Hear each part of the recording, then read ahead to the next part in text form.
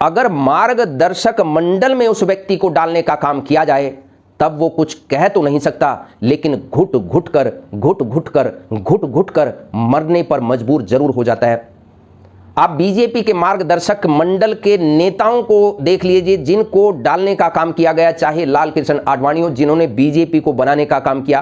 और वो दौर भी था जब ये कहा जाता था कि बीजेपी की 3 धरोहर अटल, आडवाणी, मुरली मनोहर, कद्दावर नेता, उनमें से 2 व्यक्ति अभी जीवित हैं और मार्गदर्शक मंडल में हैं।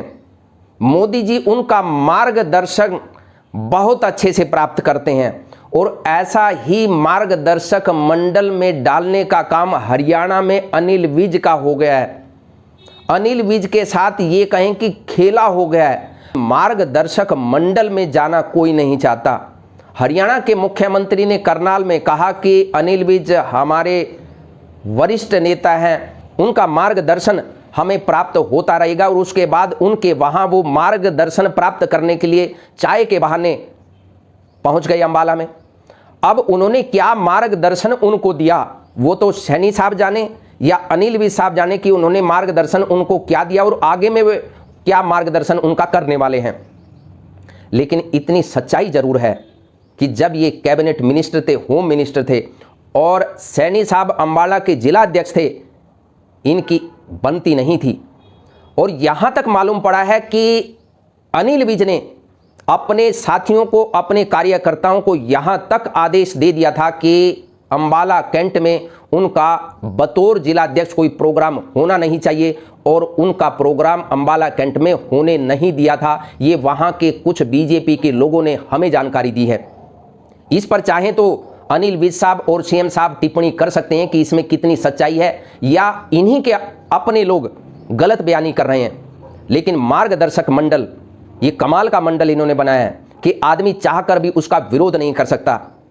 जिसे गब्बर कहते थे और जो अपने आप को सीएम का दावेदार मानता था 2014 से पहले ही और 14 के चुनाव के बाद भी यूटी गेस्ट हाउस में जो ये समझते थे कि मुझे ही हरियाणा की कमान मिलेगी, उसके बाद जैसे तैसे 5 साल निकालने का काम किया। उसके बाद वो ढल गए मनोहर लाल खट्टर की कैबिनेट में और एक कद्दावर नेता के तौर पर एक गब्बर की छवि बनाते हुए कभी इस एसएचओ को सस्पेंड कर दिया, कभी उस दरोगा को सस्पेंड कर दिया।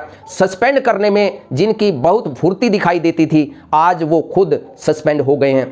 एक तरीके से सस्पेंड करके, हालांकि आधिकारिक तौर पर उनका सस्पेंशन नहीं हुआ, लेकिन मार्गदर्शन मंडल में डाल देना, मार्गदर्शन प्राप्त कर लेना बीजेपी में एक तरह का वनवास ही माना जाता है, उनका सस्पेंशन ही माना जाता है, भले ही वो इस बात को माने या ना माने। और एक तरीके से लगता है कि बीजेपी ने उनका पत्ता काटने का काम कर दिया है, क्योंकि बीजेपी जो ज़्यादा फूलता है, जो अपने आप को ज़्यादा उड़ारी भरने के लिए तैयार करता है, उसी के पर काटने का काम बीजेपी के शीर्ष स्थान पर बैठे हुए लोग काटने का काम कर देते हैं। अब देखना ये होगा कि आने वाले समय में बीजेपी को कितना डेंट पाने का काम करेंगे या मार्गदर्शक देते हुए बीजेपी को कितनी सीटें जिताने का काम करेंगे। ये अनिल विज की रणनीति पर डिपेंड करेगा। लेकिन सबसे बड़ी बात यह है कि बीजेपी उनको कितनी तवज्जो देगी, उनको टिकट देगी भी या नहीं देगी, ये भी एक यक्ष प्रश्न है आने वाले समय में। अनिल विज किन किन नेताओं से आने वाले समय में मिलने वाले हैं, ये भी चौंकाने वाली बात सामने आ सकती है कभी भी। और ये ब्रेकिंग न्यूज हो सकती है कि अनिल विज फलाने नेताओं से मिले अपने कुछ विधायक साथियों के साथ।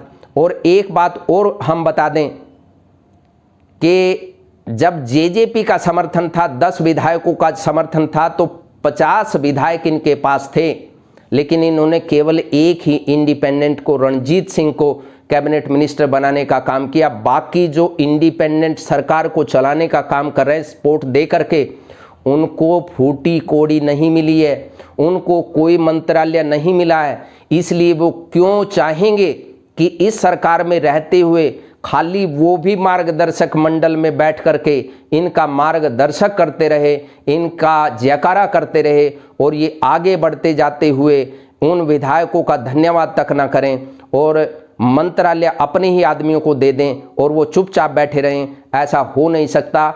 हरियाणा का इतिहास तो कम से कम इस बात की तस्दीक नहीं करता। नवनिर्माण पार्टी आपके मंगलमय जीवन की कामना करती है। नवनिर्माण पार्टी 2024 का जो विधानसभा का चुनाव है उसमें सभी कैंडिडेट सभी विधानसभाओं से उतारने जा रही है।